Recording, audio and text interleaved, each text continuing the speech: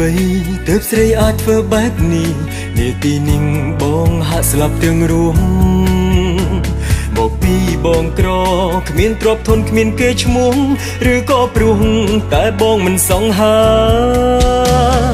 ទឹកភ្នែកហូរស្ទើរខ្លាចជាសឹកមុតខ្លាចជាមនុស្សកំសត់ហើយឯកាដោយទ្រាំមិនបានបងស្រែកយំលោឡាទើបដឹងថានេះជាការយល់សប្តិ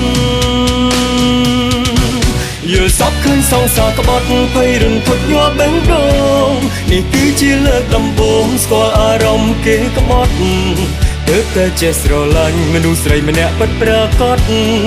បើសិនជាគេក្បត់ជូរចត់ខ្លាំងយ៉ាងណាយល់សប្តិឃើញសង្សារក្បត់សែនតក់ស្លុតដូចមែនតែននឹកឃើញដល់រឿងរាប់សែនដែលយើងធ្លាប់សន្យាចាប់ពីថ្ងៃនេះទៅត្រូវតែស្មោះនឹងសង្សារក៏សុំចិត្តជីវ៉ាមេត្តាកុំក្បត់បង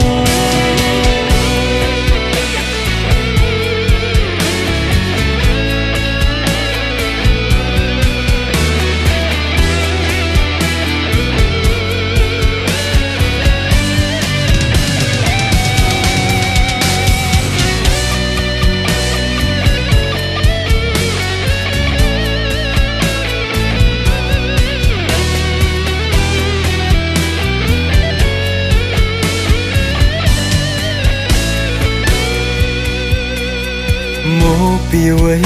ទើបស្រីអាចធ្វើបែបនេះនាទីនេះ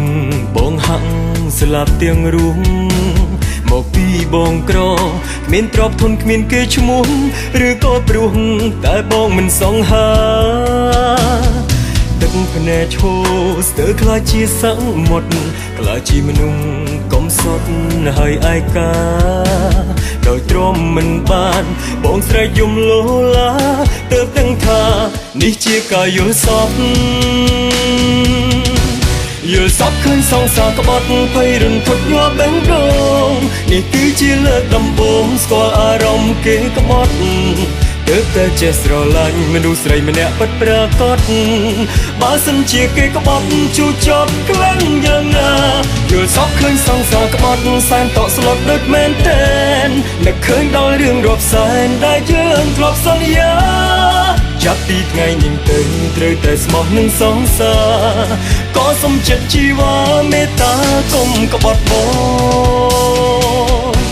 យល់សប្តិឃើញសង្សារក្បត់ភ័យរន្ធត់ញាប់បេះដូងនេះគឺជាលើកដំបូងស្គាល់អារម្មណ៍គេក្បត់ទើបតែចេះស្រឡាញ់មនុស្សស្រីម្នាក់ពិតប្រាកដបើសិនជាគេក្បត់ជូរចត់ខ្លាំងយ៉ាងណា